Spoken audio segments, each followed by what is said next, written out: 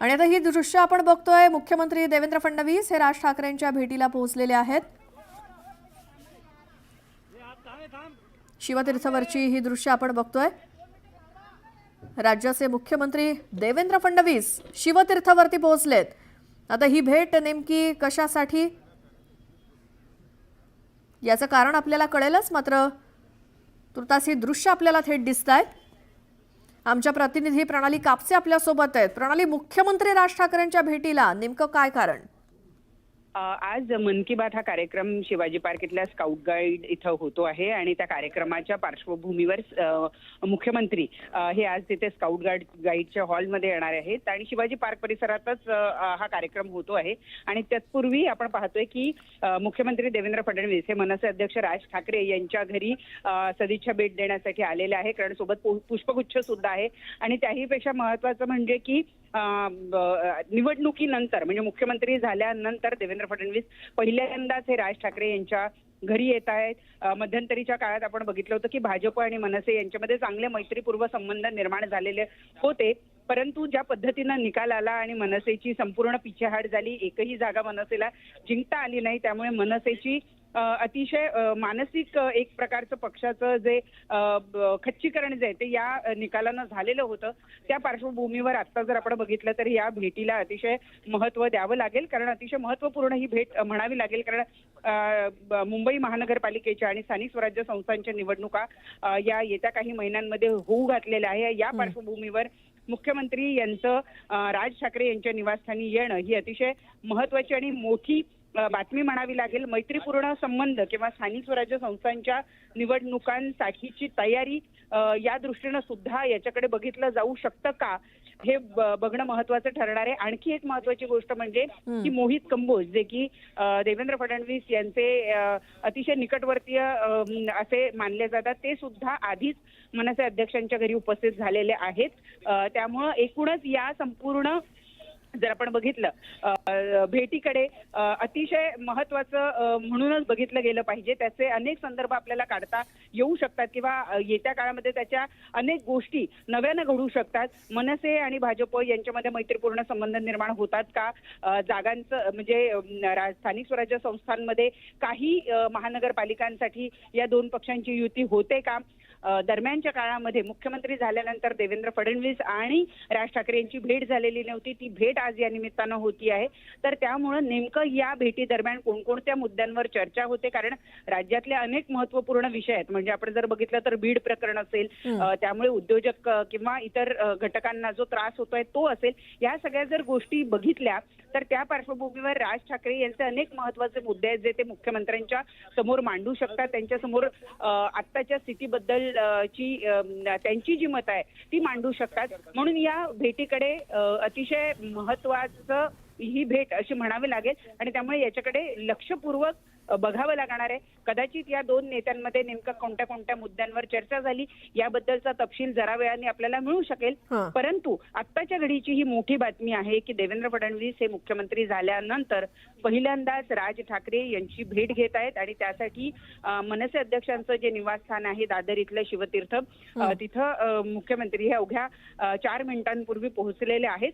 आणि 11 वाजताचा कार्यक्रम हा स्काउट गाईडच्या हॉलमध्ये शिवाजी पार्क इथल्या होणार आहे। तत्पूर्वी जवळपास आपण जर बघितलं तर एक 1.25 तास आधी जे आहेत ते मुख्यमंत्री इथं आलेले आहेत, त्यामुळे साहजिक आहे की ही भेट बराच कालावधी चालेल असं आपल्याला या ठिकाणी म्हणता येईल। बरोबर आहे प्रणाली। आणि विधानसभा लोकसभेसाठी गोष्टी वेगळ्या असतात, मात्र महानगरपालिका किंवा स्थानिक स्वराज्य संस्थांच्या निवडणुकांसाठी पूर्णपणे वेगळा हिशोब असतो। त्यामुळे कोण कोणासोबत असेल किंवा कशी युती होईल, कसे दोन पक्ष एकत्र येतील हे काहीच सांगता येत नाही। त्यानुसार आत्ताची ही जी भेट ती फारच महत्त्वाची। तुम्ही सांगितल्याप्रमाणे 11 वाजताचा कार्यक्रम मुख्यमंत्र्यांचा, मात्र त्याआधी 1 तासभर अगोदर राज ठाकरेंच्या भेटीसाठी मुख्यमंत्री येणं ही फार आत्ताच्या घडीची महत्त्वाची गोष्ट आहे। मोहित कंबोज तुम्ही म्हणालात, आणखी इतर त्यांच्या व्यतिरिक्त कोण आहे का फडणवीसांसोबत? भाजपकडून मोहित कंबोज एवढेच आत्ताच्या घडीला दिसलेले आहेत. त्या व्यतिरिक्त मनसेचे महत्वपूर्ण नेते, मग ते संदीप देशपांडे असतील, नितीन सरदेसाई असतील, हे सुद्धा या ठिकाणी दिसले आहेत आम्हाला. आणि त्यामुळं येत्या कालावधीमध्ये अजून भाजपचे इतर कुठले नेते तर या ठिकाणी उपस्थित असलेलं बघायला मिळालेले नाही. कदाचित जर कोणी थोडा वेळ आधी अजून गेलेलं असेल तर ते आमच्या दृष्टिक्षेपात पडलेले नाहीत. तर त्यामुळं थोड्या वेळाने आपल्याला अधिकची माहिती कळू शकेल की आणखी कोण कोण उपस्थित आहेत. परंतु स्थानिक स्वराज्य संस्थांच्या निवडणुकांच्या पार्श्वभूमीवर जसं श्वेता तू म्हणालीस त्याच पद्धतीनं अगदी खरंय की कोणते पक्ष एकमेकांबरोबर जातील याचा काही नेम नसतो, कारण अतिशय स्थानिक पातळीवरची ही गणितं असतात. कुठल्या कुठल्या पक्ष म्हणजे एखाद्या शहरामध्ये एखादा पक्ष राज्य पातळीवर काहीच नसला, उदाहरणार्थ मनसेचंच आपण जर उदाहरण घ्यायचं झालं तर मनसेचं नाशिक, पुणे, मुंबई या शहरांमध्ये चांगलं प्रस्थ आहे. नाशिक महानगरपालिकेवर तर त्यांची एकेकाळी सत्ता सुद्धा राहिलेली आहे. त्यामुळे अशा ज्या महत्वपूर्ण शहर आहेत या शहरांमध्ये मनसेची भाजप बरोबर युती होते का, किंवा तिथे सुद्धा पुन्हा महायुती म्हणून 3 मोठे पक्ष एकत्रित जातात, हे सुद्धा बघावं लागणार आहे. परंतु स्थानिक स्वराज्य संस्थांसाठीच्या निवडणुकांची जी गणितं असतात ती अतिशय वेगवेगळी असतात. 2 विरोधी पक्ष सुद्धा एकत्रित येऊ शकतात. राज्यात जे विरोधी पक्ष आहेत ते एकत्रित एका महापालिकेमध्ये किंवा एका नगरपालिकेमध्ये आलेली आपण बघितलेली आहे. त्या पार्श्वभूमीवर सुद्धा स्थानिक स्वराज्य संस्थांच्या निवडणुकांच्या पार्श्वभूमीवर ही जी भेट आहे ही अत्यंत महत्वाची असं आपल्याला म्हणावं लागेल. आपण बघतोय मनसेनं आधीच स्पष्ट केलंय की कदाचित आम्ही एकला चलोरीची भूमिका घेऊन कामाला लागलेलो आहोत महापालिकेसाठी. इकडे आपल्याला महायुतीमध्ये 3 वेगवेगळे पक्ष दिसतात, भाजप, शिवसेना आणि राष्ट्रवादी काँग्रेस. असं असताना फडणवीस स्थानिक स्वराज्य संस्थांच्या निवडणुकांकरता मनसेसोबत कसं जुळवून आणू शकतात गणित?